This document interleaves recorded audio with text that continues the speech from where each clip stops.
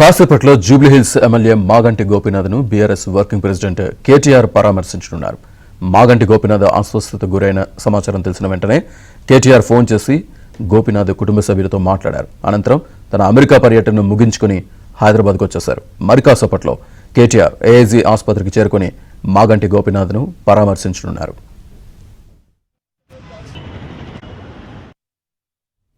పూర్తి డీటెయిల్స్ మా కరెస్పాండెంట్ నరేష్ అందిస్తారు. నరేష్, కాసేపట్లో BRS party working president KTR గచ్చిబౌలిలోని ఏఐజీ ఆసుపత్రికి వెళ్తున్నారు. ఈ రోజు తెల్లవారుజామున ఆయన అమెరికా పర్యటన ముగించుకుని వచ్చారు. జూబ్లీహిల్స్ ఎమ్మెల్యే మాగంటి గోపీనాథ్ ప్రస్తుతం అనారోగ్యంతో ఆయన ఏఐజీ హాస్పిటల్లో చికిత్స తీసుకుంటున్నారు. ఈ నేపథ్యంలో ఆయన గోపీనాథ్ కుటుంబ సభ్యుల్ని అదేవిధంగా గోపీనాథ్ తో కూడా మాట్లాడే అవకాశం కనిపిస్తుంది. వాస్తవానికి గత 3 రోజులుగా కూడా గోపీనాథ్ ఆరోగ్య పరిస్థితి మీద కొంత ఆందోళన వ్యక్తం అవుతుంది. అటు కుటుంబ సభ్యులు కావచ్చు, పార్టీ వర్గాల్లో కూడా. గత ఏడాది కాలంగా గోపీనాథ్ తీవ్ర అనారోగ్యంతో బాధపడుతున్నారు. కిడ్నీ సమస్యతో గతంలో ఆయన డయాలసిస్ కూడా చేయించుకున్నారు. అప్పటి నుంచి కూడా ఏఐజీ ఆసుపత్రిలోనే చికిత్స తీసుకుంటూ వస్తున్నారు. ఈ నేపథ్యంలోనే మొన్న 2 రోజుల క్రితం ఆయన ఇంట్లో ఏదైతే అస్వస్థతకు గురి కావడంతో వెంటనే కుటుంబ సభ్యులు ఆయన్ను ఏఐజీ ఆసుపత్రికి తరలించారు.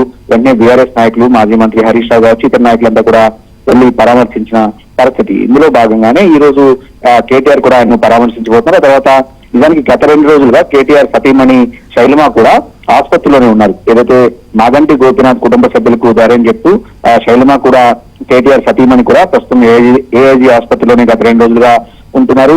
మరొకవైపు ఈ రోజు మాగంటి గోపీనాథ్ ఆరోగ్య పరిస్థితి మీద ఒక హెల్త్ బులెటిన్ కూడా ఏఐజీ ఆసుపత్రి వర్గాలు విడుదల చేసే అవకాశం కనిపిస్తుంది.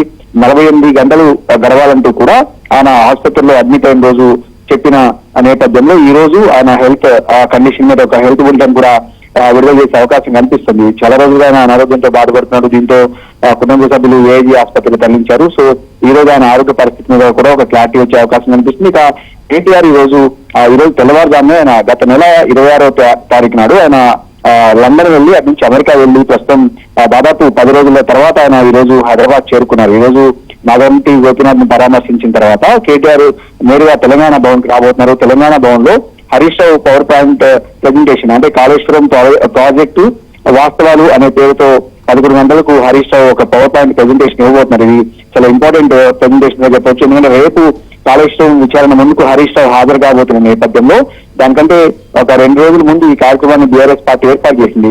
మాజీ ముఖ్యమంత్రి బీఆర్ఎస్ అధ్యక్షుడు కేసీఆర్ సూచనల మేరకే హరీష్ ఈ రోజు పవర్ పాయింట్ ప్రెజెంటేషన్ ఇవ్వబోతున్నారు. ఆ పవర్ పాయింట్ ప్రెజెంటేషన్ లో కూడా కేటీఆర్ పాల్గొనబోతున్నారు. హరీష్ రావు గతంలో నీటిపారుదల శాఖ మంత్రిగా పనిచేశారు. కాళేశ్వరం ప్రాజెక్టు నిర్మాణంలో హరీష్ రావు పాత్ర కీలకం. సో ఇందులో భాగంగానే హరీష్ రావుతో పవర్ పాయింట్ ప్రెజెంటేషన్ ఇప్పించిన తర్వాత ఇదే అంశాన్ని కాళేశ్వరం కమిషన్ ముందు కూడా అటు కేసీఆర్ కావచ్చు, హరీష్ రావు కావచ్చు కాళేశ్వరం కమిషన్ ముందు కూడా ఉంచబోతున్నారు. ఈ నెల 9వ తారీఖున, అంటే ఎల్లుండి హరీష్ రావు కాళేశ్వరం కమిషన్ విచారణకు వెళ్ళబోతున్నారు. 11వ తారీఖున, అంటే బుధవారం రోజు కేసీఆర్ కూడా విచారణకు హాజరు కావాల్సి ఉంది. అయితే హరీష్ రావు అయితే ఇప్పటివరకు విచారణకు వెళ్ళే అంశం మీద క్లారిటీతో ఉన్నారు. అయితే కేసీఆర్ హాజరు అవుతారా లేదా అనేది మాత్రం ఇంకా స్పష్టత రావాల్సి ఉంది. ఎందుకంటే ఈ రోజు పవర్ పాయింట్ ప్రెజెంటేషన్ తర్వాత కేసీఆర్ హాజరయ్యే అంశం మీద కూడా ఒక క్లారిటీ వస్తుంది. ఏదైనప్పుడు కూడా ఈ రోజు కేటీఆర్ అటు ఏఐజీ ఆసుపత్రికి వెళ్లి మాగంటి గోపీనాథ్ పరామర్శించిన తర్వాత నేరుగా పార్టీ నాయకులతో కలిసి తెలంగాణ భవన్ లో హరీష్ రావు ఇవ్వబోతున్న పవర్ పాయింట్ ప్రెజెంటేషన్ కూడా వినబోతున్నారు.